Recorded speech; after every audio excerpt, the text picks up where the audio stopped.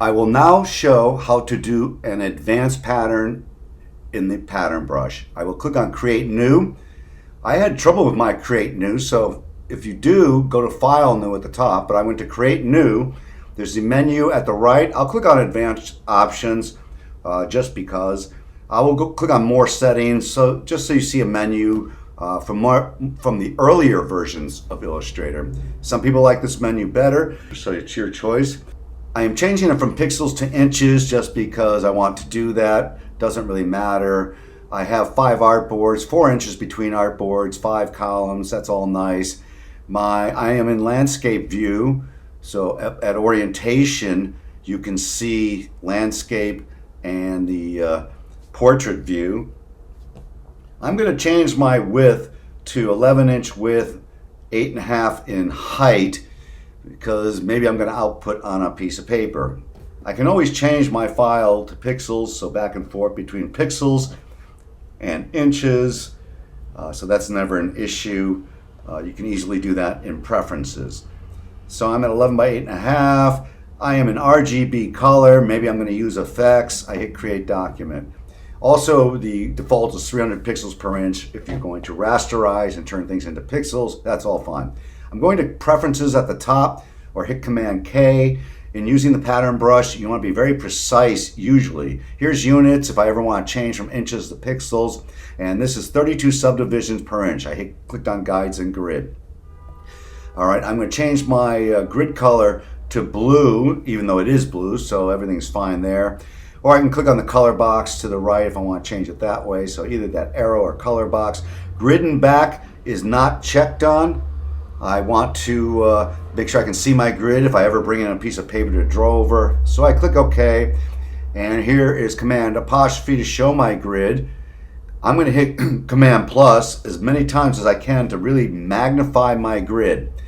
And then I'm going to hit Command minus like 12 times, and that's going to set me up at a good level in order to view my grid at. So I'm pretty close to my grid, but not too far away. So the dark blue line is the 1-inch square. These individual grid lines I have set to 32nd of an inch, so I can be very precise. And I want to go to View, make sure Snap to Grid's on. All right, so I did that quickly, but View, make sure you have Snap to Grid on. All right, I have a transparent fill. That's all great. I'm going to have so that's a red stripe. I have a black stroke, could be any color. I'm going to draw with my pen tool. I will create an object that's going to repeat in my pattern brush. So at some point, I'm going to go into Window, Pattern Brush. So I'm drawing a line. This could be turned into ribbing, or it could be just a pattern for borders for graphic artists. The weight on my stroke palette is a weight of 1. You can see that this line is about 10/32 of an inch if I cared to be precise. It's a weight of 1, which is nice, whatever. I could always change it if I want to. And I'm going to repeat this pattern with a space. So it'll be a repeating pattern with a space. Maybe you're creating jewelry, so you create a circle with a space, or whatever. So there's going to be an invisible dot to the right of this black line. But right now, I'm going to get fancy. I'll draw another black line. It's the same height. And I'm going to make it skinnier, weight of 0.5. So that's all nice. And then this could be ribbing also. There's all kinds of different ribbing or borders or whatever. And then I'm going to get really fancy and put in an object in between these black lines. All right, so it's very flexible. It doesn't have to be in between the black lines. And again, there's a repeating pattern that's going to go into pattern brush. In this case, I'm just going to be in my rectangle tool. I'm saying I just want a fill color, no stroke, but again, it's all flexible. I'm going to change my fill color. And because I have Snap to Grid on, this works really well. And I'm going to create my box and create something. If you want to be really subtle, you could get rid of Snap to Grid temporarily and then use your side arrows on the keyboard and move it a little bit. But this is fine for what we're doing. And it could be fatter than those lines. It just would be a different pattern. And then I'm going to go into and here's Window, Brushes. So I'm going to go to Window, Brushes to get my brush palette up. I'm going to be dragging my pattern into this brush palette after I create an invisible dot. So I go make my fill and stroke, red stripes, that's transparency. So click on whatever, bring it forward, make it a red stripe. I am going to create a dot to the right. And notice I did magnify my screen previously by clicking on the magnifying glass at the lower end of my keyboard and horizontal dragging across my pattern. But this is an invisible dot to the right, so this is going to be a part of the pattern. I'll hit Command, click away, deselect. You got to be able to do that when you're creating these little fancy patterns. And I'll be going to my black arrow once I'm done creating these objects. So that's my ellipse tool I went to. So I'm just kind of having fun creating patterns. So create whatever you want, draw zigzags in there, do anything you want to do. But then you have to go to your black arrow and make sure you select everything, including the invisible dot, which later on I'm going to shift to the right and have different spacings on the pattern. So I select my object, including the invisible dot, drag it into the pattern brush, invisible till I release. If you want, click on scatter brush, draw a line, click on scatter brush, then click on your pattern, see what happens. I never use that. Click on pattern brush. All right, so I'm clicking on pattern brush. I want a repeating pattern. That's really the powerful one here, that and the calligraphic brushes. I click OK. And then where it says method, I cover this as blue is the color that I can change. If I go into use shift or tints and shades and tints, I cover that in my intro to pattern brush class. And then you can see I have some options on the corners. So if I draw sharp lines, I can change my corners on my repeating pattern. So I will be going up to where you see those red lines, which is transparency. So I will click up there.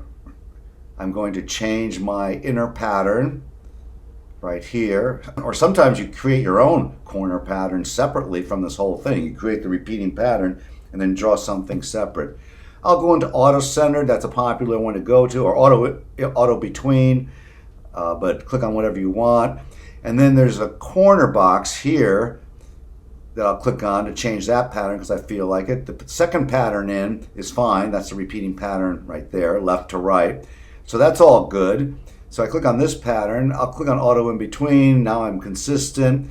I also have options that I can click on, size at the top where this circle is, but I'll just click OK for now.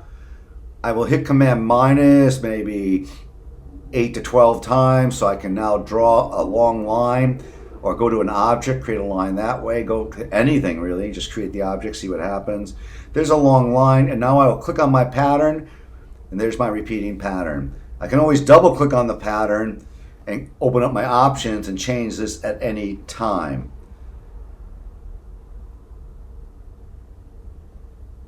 If I hit Command plus, I can see my pattern a little better. Keep in mind, if I go to stroke and change the weight on my stroke palette, I can individually change patterns. I'm on my magnifying glass. I dragged it horizontally to magnify it. Hold on Option, drag horizontally to go demagnify it. And I can also edit my object. Now I got rid of the blobs, and now I'll click directly on my black lines and the invisible line. Drag that into the pattern brush and repeat what I just did. Click on auto in between if that's what I want. Click on auto in between, click OK. Hit Command minus a bunch of times. I can draw another line or duplicate the original line and do all kinds of just fancy things with this. I could draw lines over lines and create some really advanced patterns. So there's my new pattern. So that's a certain type of ribbing. I can select the invisible dot and click on the arrows on my keyboard, the right and left arrow on my keyboard, hit it once or twice. Now it's creating a wider space in between my ribbing or my pattern. Make sure you click right on the black line. Right, it has to be right or else it won't work. Drag it into the pattern brush, invisible till I release the mouse, click on pattern brush, click OK. If I want to change it to U-shift, do that. That means I can change the stroke color to change my already created pattern. So I click on the pattern. So I click on my new pattern. You can see I can change the color easily. So I don't have to go back to my original pattern to change colors. You would if you want to get really advanced with your color changing. So this is using the pattern brush, and keep in mind I can always click on the pattern brush and change the options. So now I made it bigger and smaller. So you select your pattern, double click on the pattern in the pattern brush. You'll see it highlight in the pattern brush too, so you know which one it is. It's always apply to strokes unless you want to undo what you did. Double click on the pattern, you see how it highlights in the pattern brush. Maybe I'll change my flip along or flip across. You can see how the pattern shifts around. I have preview clicked on in the corner, lower corner of my palette. That's why I can see it, so make sure you have. It's right in the lower left corner. Now I'm shifting to U-shift and tints and shades, and I'm just kind of playing around with it. So there's many ways to edit your pattern, and I'm always changing the color in the stroke palette to change my pattern. I can also create this pattern, use it with objects and things like that. I can go to my rounded rectangle tool and create an object with that. I can then go to my oval tool or whatever I want. So I try to make the pattern kind of big so I can see it. Click on my pattern, click on this pattern. So you've got all kinds of cool stuff you can do. Now I'm on my ellipse tool, create another pattern. So I'm just fooling around. I could change the weight on my stroke palette if I want to individually change patterns, or if I want to change both of those patterns that are using the same pattern brush, then I double click on the pattern in the pattern brush. So there's all kinds of ways to change things. I drag my pattern in the swatch palette, so now I created a repeating pattern in my fill. You could try to do it into your stroke and see if you get any kind of effect. I made my stroke thicker, so if I really magnify it, I'm sure there's something changing subtly in my pattern. But basically, you want to have your stroke in front, click on your pattern in the pattern brush, and now I can change the stroke pattern, and in the swatch palette, I changed my fill pattern. So you drag the repeating pattern that I created with my pattern brush into the swatch palette. So there's all kinds of fancy things you can do in between these patterns, and you could really end up with very advanced, sophisticated patterns. So that is the pattern brush. Have a lot of fun with it. See you in the next class.